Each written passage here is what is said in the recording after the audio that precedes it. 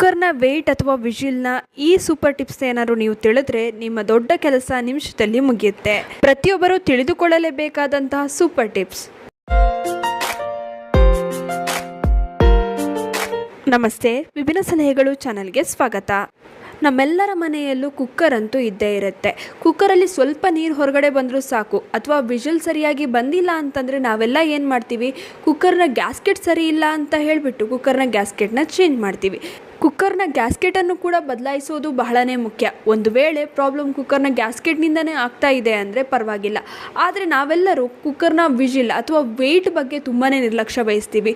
ಹೌದು, ಕುಕ್ಕರ್ನ ವೆಯ್ಟನ್ನು ಪ್ರತಿದಿನ ಕ್ಲೀನ್ ಅಂತೂ ಮಾಡ್ತೀವಿ, ಆದರೆ ನಾವು ಡೀಪ್ ಕ್ಲೀನ್ ಮಾಡೋದಿಲ್ಲ. ಇದರಿಂದ ಏನಾಗುತ್ತೆ ಗೊತ್ತಾ, ಫುಡ್ ಪಾರ್ಟಿಕಲ್ಸ್ ಹೋಗಿ ಕುಕ್ಕರ್ನ ವೇಟ್ ಒಳಗಡೆ ಅಂದರೆ ವಿಜಿಲ್ ಒಳಗಡೆ ಕೂತ್ಕೊಂಡು ಕುಕ್ಕರ್ನಿಂದ ನೀರು ಹೊರಗಡೆ ಬರುತ್ತೆ. ಹಾಗೆಯೇ ವಿಜಿಲ್ ಕರೆಕ್ಟಾಗಿ ಆಗೋದಿಲ್ಲ.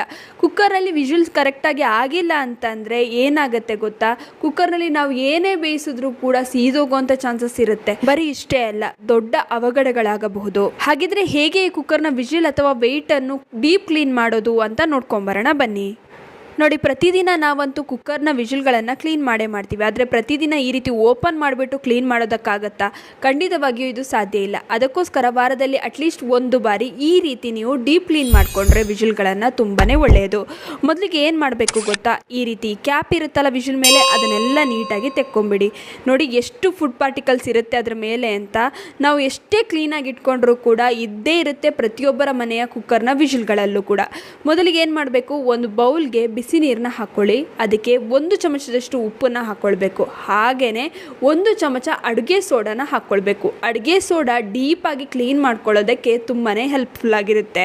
ಆಮೇಲೆ ಈ ವಿಜಿಲ್ಸ್ಗಳು ಇರುತ್ತಲ್ಲ, ಅದನ್ನೆಲ್ಲನೂ ಕೂಡ ಈ ನೀರಲ್ಲಿ ಹಾಕಿ ಸುಮಾರು ಒಂದು ಅರ್ಧ ಗಂಟೆ ಹಾಗೆ ಬಿಟ್ಬಿಡಿ. ಅರ್ಧ ಗಂಟೆ ಆದ ನಂತರ ಇದು ಡೀಪಾಗಿ ಕ್ಲೀನ್ ಆಗಿರುತ್ತೆ. ಇವಾಗ ಏನು ಮಾಡಬೇಕು, ನಾವು ಒಂದು ಟೂತ್ ಬ್ರಷ್ನ ಸಹಾಯದಿಂದ ಒಂದು ಸ್ವಲ್ಪ ವಿಮ್ ಲಿಕ್ವಿಡ್ ಜೆಲ್ಲೋ ಅಥವಾ ಯಾವುದಾದ್ರೂ ಪಾತ್ರೆ ತೊಳೆಯುವ ಸೋಪ್ನಿಂದ ಈ ರೀತಿ ಈ ಕುಕ್ಕರ್ನ ವಿಜಿಲ್ಗಳನ್ನು ನೀಟಾಗಿ ಕ್ಲೀನ್ ಮಾಡ್ಕೊಳ್ಬೇಕಾಗತ್ತೆ.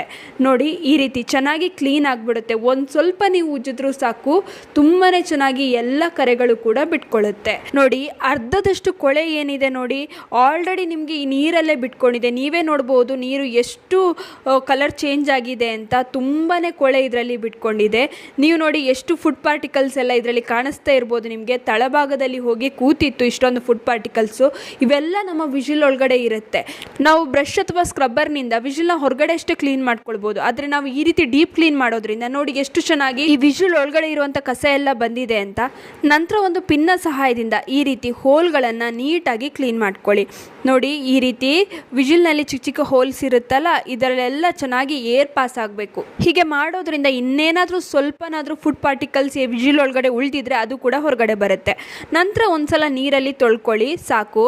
ಆಮೇಲೆ ಒಂದ್ಸಲ ಚೆಕ್ ಮಾಡ್ಕೊಳ್ಳಿ. ನೋಡಿ, ಈ ರೀತಿ ವಿಜಿಲ್ನ ಒಳಗಡೆ ನೀರು ಹಾಕಿ ವಿಜಿಲ್ನ ಕೆಳಗಡೆ ಹೋಲ್ ಕೊಟ್ಟಿರ್ತಾರಲ್ಲ, ಅಲ್ಲಿಂದ ನೀರು ಪಾಸ್ ಆಗಬೇಕು. ಈ ರೀತಿ ಆಯಿತು ಅಂತಂದರೆ ವಿಜಿಲ್ ಚೆನ್ನಾಗಿ ಕ್ಲೀನ್ ಆಗಿದೆ ಅಂತ ಅರ್ಥ. ನೋಡಿ, ಇಷ್ಟು ಮಾಡಿದ್ರೆ ಸಾಕು.